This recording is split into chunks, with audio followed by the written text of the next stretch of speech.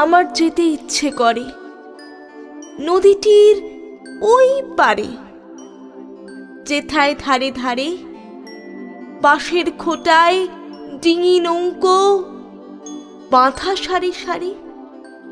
কৃষানেরা পার হয়ে যায় লাঙল কাঁধে ফেলে, জাল টেনে নেয় জেলে গরু মহিষ সাঁতরে নিয়ে যায় রাখালের ছেলে।